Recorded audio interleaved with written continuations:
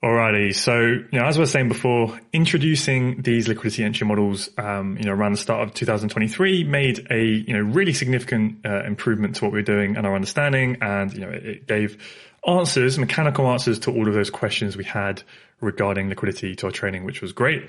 I mean, in reality, I don't trade or even look for entry model 5.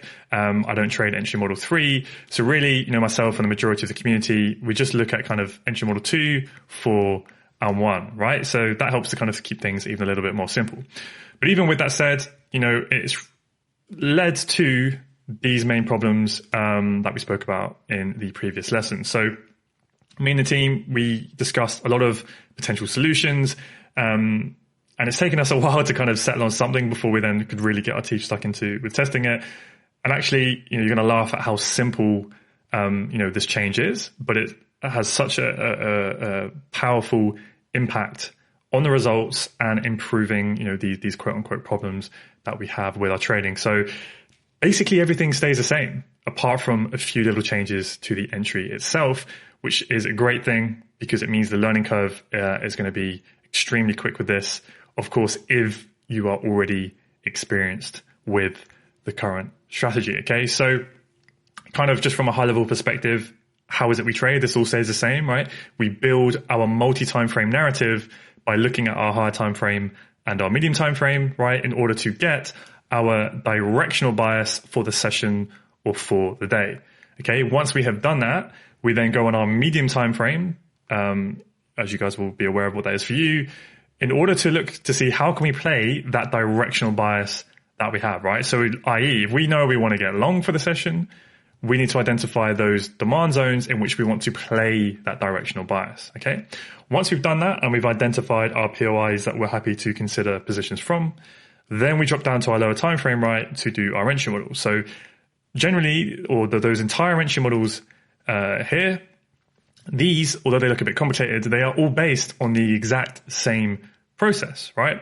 We wait for our medium time frame POI mitigation, one of these blue zones.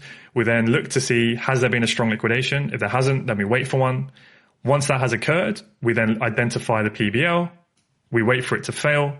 We also need a chock to occur, so structure has shifted back in our favor. Ideally, we get that V shape, right? So we see that momentum to show us that, big orders are being filled. And then we will enter on the PBL flip or the extreme with a limit order, right? So again, all of this is going to stay the same, except we're going to do a few less steps, okay? So just to quickly go over that again. For now, we are only focusing on liquidity entry model 2A, okay? So just to visualize what we're just looking at, we wait for essentially that fake break to occur, right? Where this low breaks a high, because then we know that when that structure breaks, what does it do? It generates strong liquidity below that low, right? It induces that sell side liquidity below that low because it broke structure. We then wait for that strong low to get liquidated. Okay. We obviously need to have our POI mitigation. Once that then occurs, we identify where is the point before the liquidation? Where is the PBL, right? This supply is what caused the strong liquidation. We then wait for that PBL to fail. And we also need to see another change of character back in our favor. So now we've seen demand regain control. We've seen structure shift back in our favor. We are trading the medium time frame POI and the medium time frame idea. So when we're at this point here, right, that is when we've seen everything we now need to see. This is then when we set our limit order on the flip or the extreme, right, depending on the situation. And then hopefully we get tagged in and we capitalize on that position, okay? So again, everything in the plan stays the same, except we're doing a few less steps in the entry model. We're not going to set our entry, limit order on the PBL flip or the extreme. We're not going to wait for a V shape in our direction. We're not going to wait for price to form a change of character back in our direction. And we are not going to we're not going to wait for the PBL to fail. Okay. So we pretty much start from this point here. Okay. So a lot more simple, a few less steps, basically what we're already doing, but far more effective. So coming back to this diagram here, what is it we're doing? We are very simply waiting for the exact same thing. We are waiting for the fake break. We then wait for that strong low to get liquidated. right? We obviously need it to be within our POI for the mitigation. And then instead of waiting for the PBL fell chart and then hoping price pulls back to tag us in, we are going to enter on that liquidation. Okay? So a few less steps. Very, very simple in my opinion, but extremely effective. Now, this will drastically improve the number of trades you are getting entered into.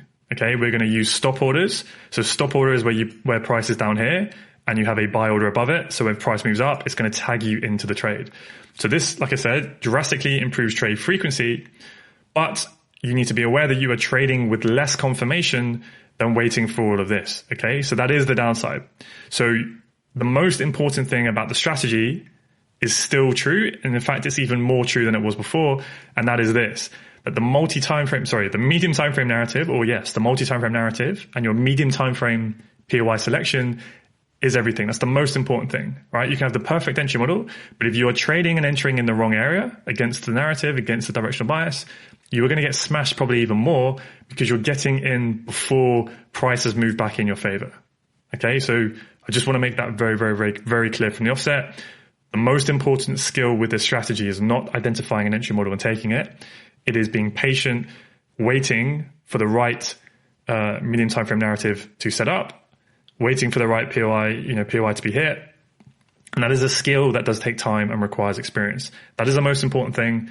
This entry model is just going to help you capitalize on that more often, once you've got that skill nailed down. So again, the bearish scenario, we are simply going to wait for price to mitigate our supply zone, look to see if that strong liquidation has occurred, right? We're only looking at the fake break at the moment. Okay.